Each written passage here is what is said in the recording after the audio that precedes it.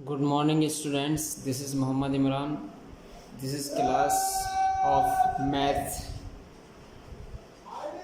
We will solve question number third of exercise 1.2. Okay. Question number third is find the LCM and SCF of the following integers by applying the prime factorization method. Prime factorization method का use करके हमें इन numbers का LCM और HCF find करना है। ठीक है, तो प्राइम फैक्टर्स करेंगे। फर्स्ट ऑफ ऑल 12 के कीजिए सबसे पहले। ये 12 किससे जा रहा है? 2 से। 2 6 जा 12, 2 3 जा 6, 3 1 जा 3। ये हमारे 12 के हो गए। 15 के देखिए, ये 3 से जा रहा है, 3 5 जा 15, 5 1 जा 5। 21 के कीजिए, 3 से जा रहा है, 3 7 जा 21 और 7 1 जा 7। 7 7 से जाएगा क्योंकि ये प्राइम नंबर है। प्राइम नंबर किसी से नहीं जाता। ठीक है, तो अब हम क्या करेंगे, इनके फैक्टर्स लिखते हैं सबसे पहले।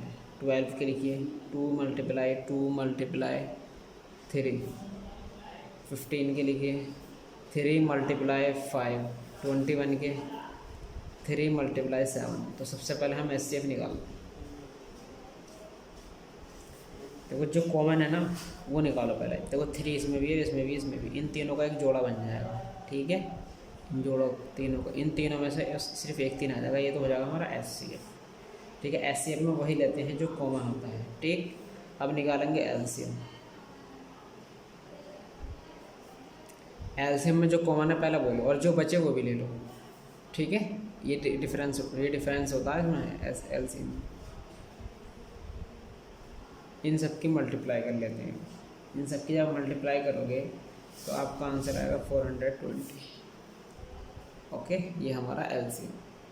सारे सेक्शन आपको इसी तरीके से करने हैं इसके। ठीक है, क्वेश्चन नंबर 4 देखें। क्वेश्चन नंबर 4 है हमारा, given that HCF 306, 657 equal to 9। ठीक, फाइंड एलसीएम 306 657। इन नंबर्स का, ये दो नंबर दे रखे हैं ना ब्रैकेट में, एचसीएफ क्या है, ये इन दोनों नंबर्स का एचसीएफ है और इन दोनों नंबर्स का ही हमें एलसीएम फाइंड करना है। ठीक है, तो देखो कैसे करेंगे। सबसे पहले क्या देखेंगे, गिवन ये दे रखा है ना हमें, इन दोनों का एचसीएफ गिवन है। तो एक प्रॉपर्टी मैंने तुम्हें पहले भी बताई थी, प्रॉपर्टी हम जानते हैं। वी नो दैट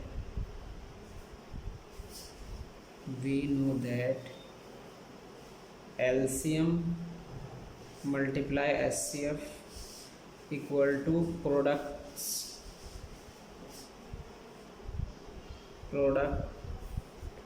ऑफ दो नंबर्स का प्रोडक्ट।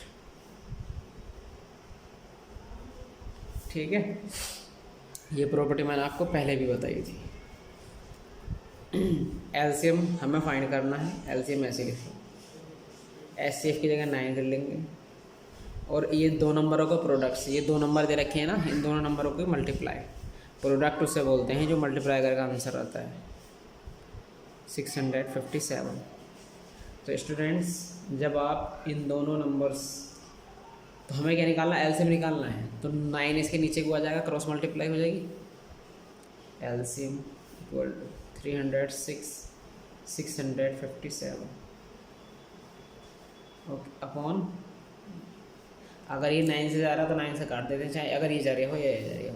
देखो 9 से देख लो, जा रही है नहीं जा रही है। 9 3 जा 27, 3 बचे कहाँ जा रही है 9 से। 9 1 जा 9 और 9 3 जा 27, 3 बचा 9 36 हो गया और 9 4 जा 36, 34 टाइम जा रहा है। ठीक है, अब 34 की इसमें मल्टीप्लाई करेंगे तो हमारा आंसर ये आएगा 2 2 3 3 8। ठीक है, ये हमारा आंसर आएगा। क्वेश्चन नंबर 5 देखें इसी एक्सरसाइज का। चेक वेदर 6 की power n can and with the digit 0 for any natural number n। मतलब ये चेक करो कि 6 की पावर n जो है, जो अगर हम n की पावर कुछ भी रख दें यहाँ पे, यानी n की वैल्यू यहाँ पे कुछ भी पुट कर दें, 1 2 3 4 5 6 नेचुरल नंबर है ना इन तो, और नेचुरल नंबर तो स्टार्टिंग 1 से होता है। ठीक है, नेचुरल कहाँ से स्टार्ट होता है, 1 से स्टार्ट होता है। अगर यहाँ पे हम कुछ भी रख दें 1 2 3 4 5 6 एंड सो ऑन, तो वो जो है ना, जब वो उसे हम खोलें इसकी पावर को, ओपन करें तो वो लास्ट में ज़ीरो आवे उस नंबर के, जब हम इसे खोल रहे हैं तो लास्ट में क्या है, ज़ीरो है। फॉर एग्जांपल हमने 2 रख दिया यहाँ पे, ठीक है। अब इसे ओपन करेंगे 6 से 36, तो यहाँ पर ज़ीरो आवे, ये चेक करो, यहाँ पर क्या आवे लास्ट में, zero and with the digit zero, ये प्रूफ करना है, ठीक है। सारा फंडा ये है। तो इसमें देखो ये थ्योरेटिकल है पूरा क्वेश्चन। सबसे पहले क्या लिखेंगे, if any number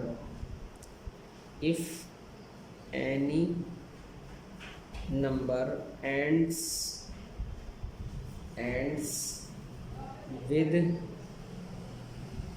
with the digit any number with the digit 0, यानी जब कोई नंबर 0 पर एंड होता है तो it should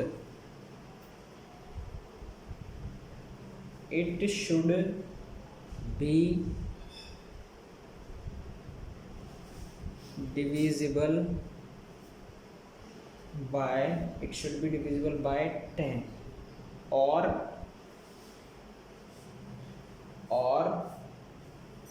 yeah its factors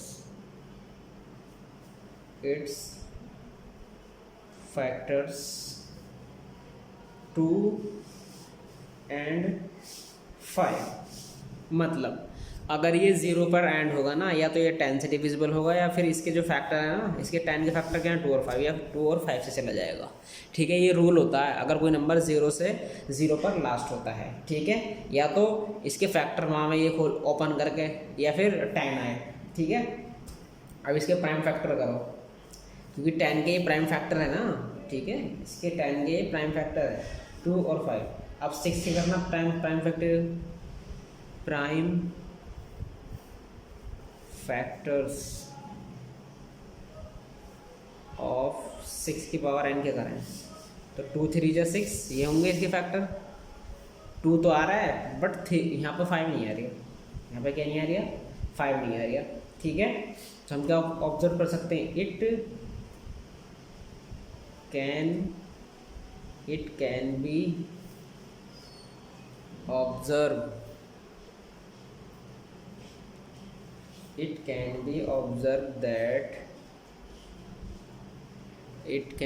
observed that 5 is not, 5 इसका फैक्टर नहीं है, 5 is not in the prime factorization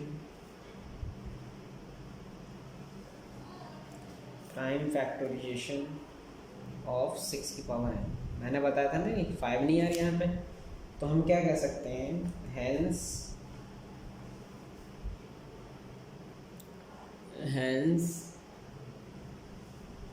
for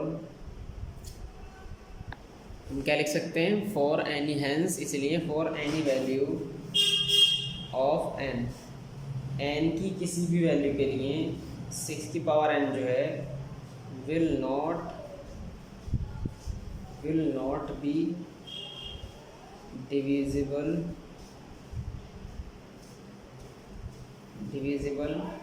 by 5, यानी 5 से डिवाइड ही नहीं होने की x की पावर n की कोई भी वैल्यू रख दें हमें, ये 5 से डिवाइड ही नहीं होने का, ठीक है। तो हम कह सकते हैं therefore 6 की power n can't end with the digit 0 for any natural number n। मतलब 6 की पावर n का 0 नहीं हो सकता n की किसी भी वैल्यू के लिए, ठीक है। n की किसी भी वैल्यू के लिए 6 की पावर n 0 नहीं हो सकता, यही ये क्वेश्चन है। क्वेश्चन नंबर 6 देखें। क्वेश्चन 6 है, explain why 7 × 11 × 13 + 13 and 7 multiply 6 into 5 into 4 into 3 into 2 into 1 plus 5 are composite numbers. ये कंपोजिट नंबर है, ये बताना है हमें, ठीक है। तो सबसे देखो पहला एक्सप्रेशन से ये रखा, पहले हमने ये लिख लिया। देखो सुनो, 7 इंटू 11 इंटू 13 प्लस 13। देखो प्लस और माइनस जो ऑपरेटर होते हैं ना, ये टर्म्स को सेपरेट करते हैं। मल्टीप्लाई सेपरेट नहीं करते, मल्टीप्लाई कर लोगे तो एक बन जाएंगे तीनों, ये अलग है। तो यहाँ से कॉमन क्या आ रहा, 13 आ रहा है। ये पूरी एक टर्म है, ये पूरी एक टर्म है। मैंने बताया ना प्लस और माइनस ऑपरेटर इनको सेपरेट करते हैं, ठीक है। तो यहाँ से 13 कॉमन आ जाएगा। जब 13 कॉमन आ जाएगा तो अंदर क्या बचेगा, 7 मल्टीप्लाई 11 प्लस 1, यहाँ क्या बचेगा 1। 13 बन जाए 13, यहाँ से हमने 13 निकाल लिया तो यहाँ से खत्म हो गया 13। 7 किस में मल्टीप्लाई करेंगे, 11 7 या 77, 77 जो मल्टीप्लाई करके आएगा उसमें 1 ऐड कर देंगे, कितना हो जाएगा, ये मल्टीप्लाई में आया 77 और 1 78, ठीक है। अब 78 के फैक्टर करेंगे 30, ठीक है। कितने 13 में हो जाएंगे, देखो इसके फैक्टर 13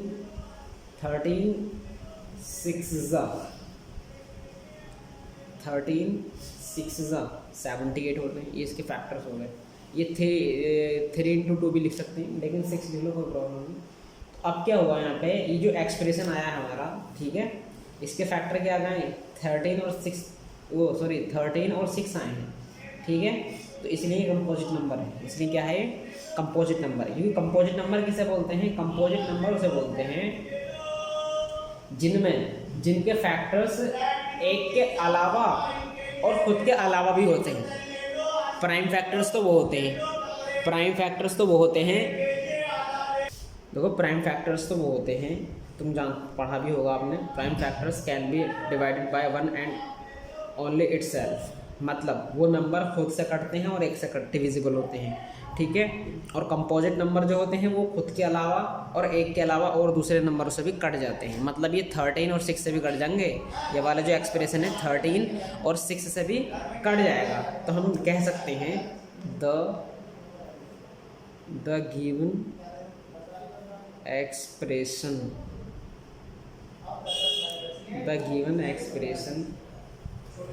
has 6 and 13 as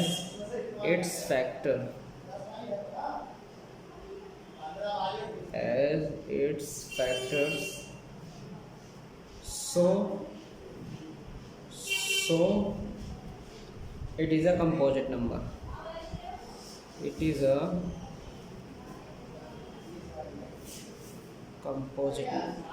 ठीक है। ये 6 और 13 इसके फैक्टर आ गए, इससे कट सकते हैं, तो ये कंपोजिट नंबर हो गया। दूसरा एक्सप्रेशन क्या है, देखो सेकंड एक्सप्रेशन, इसे भी यही प्रूफ करना है हमें। सेकंड एक्सप्रेशन हमारा 7 into 6 into 5 into 4 into 3 into 2 into 1 plus 5, ठीक है। अब क्या करेंगे, देखो ये यहाँ से लेके यहाँ तक की एक टर्म है, प्लस ये अलग कर रहा है, देखो यहाँ और यहाँ क्या कॉमन है, 5 कॉमन है, 5 कॉमन ले लेंगे, ठीक। फिर अंदर ही ना ऐसे लिखेंगे 7 इंटू 6 इंटू 4 इंटू 3 इंटू 2, 1 को लिखो मत देखो, यहाँ क्या बचेगा 1, 5 1 जा 5 मल्टीप्लाई में इसकी, ठीक है। अब इन सबकी मल्टीप्लाई कर लेंगे, इन सबकी मल्टीप्लाई कर लो। इन सबकी जब मल्टीप्लाई करेंगे तो हम आएगा हमारा 7 6, जब इन सबकी मल्टीप्लाई कर लेंगे ना, मल्टीप्लाई तो आप कर ही लोगे, टाइम बहुत लगेगा, इसलिए मैं डायरेक्ट कर रहा हूँ, ठीक है। ये आ जाएगा 1008 प्लस 1, ठीक है। 5 मल्टीप्लाई इसमें ऐड करेंगे, कितना आ जाएगा 1009, ठीक। अब देखो इसके 1009 के फैक्टर करने की जरूरत ही नहीं है, 1009 आ गया, ठीक है। 2 फैक्टर तो आ गए, कम से कम 2 फैक्टर ला दो आप, ठीक है। एक ही फैक्टर ला दो, लेकिन एक और खुद के अलावा होना चाहिए, तो हम कह सकते हैं यही चीज़ लिख देंगे यहाँ पे, ठीक है।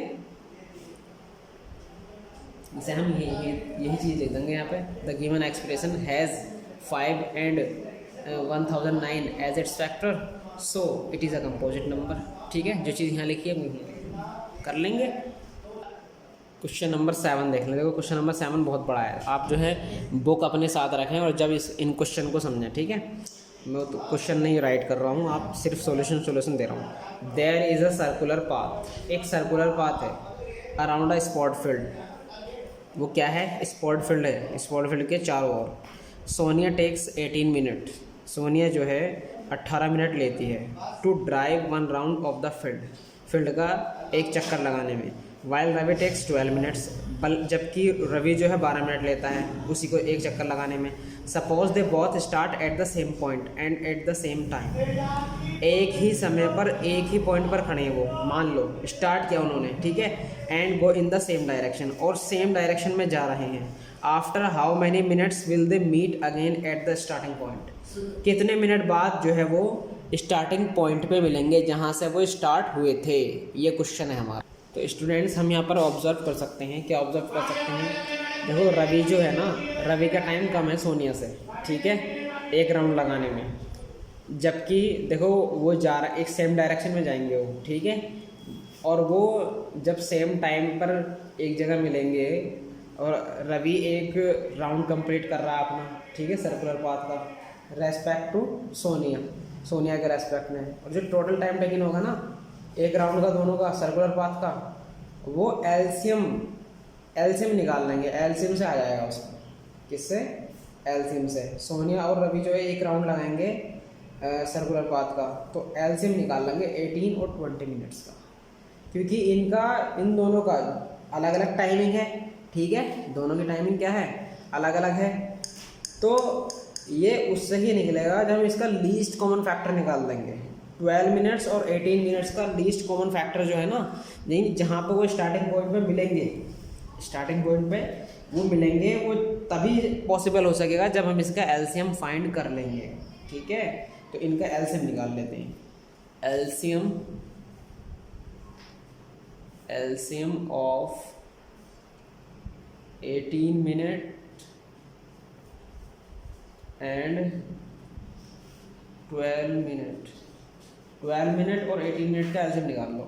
18 के फैक्टर करो, ये तो कर ही सकते हो आप, 2 3 जा 6 3 जा 18, ठीक है।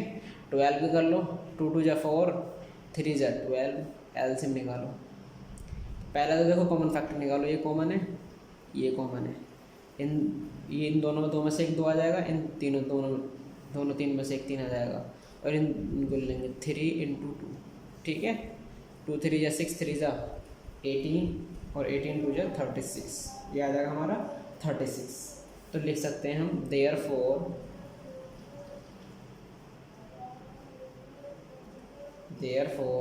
Ravi and Sonia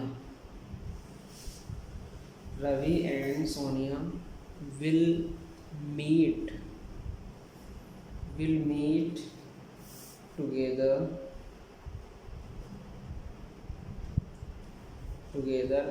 at the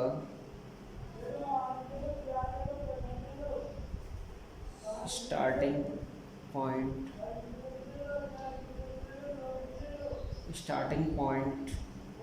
after, कब मिलेंगे वो, 36 मिनट बाद, 36 मिनट बाद मिलेंगे स्टार्टिंग पॉइंट पर दोनों, ठीक है, जब एक ही डायरेक्शन में जा रहे हैं और एक ही टाइम पर जब दोनों खड़े हुए हैं। अब पहले जब वो राउंड लगा रहे थे तो उनकी टाइमिंग अलग अलग थी ना दोनों की, अब एक ही टाइमिंग है दोनों की और एक ही पॉइंट है और एक ही डायरेक्शन है, ठीक है। इस तरीके से हम सॉल्व कर सकते हैं।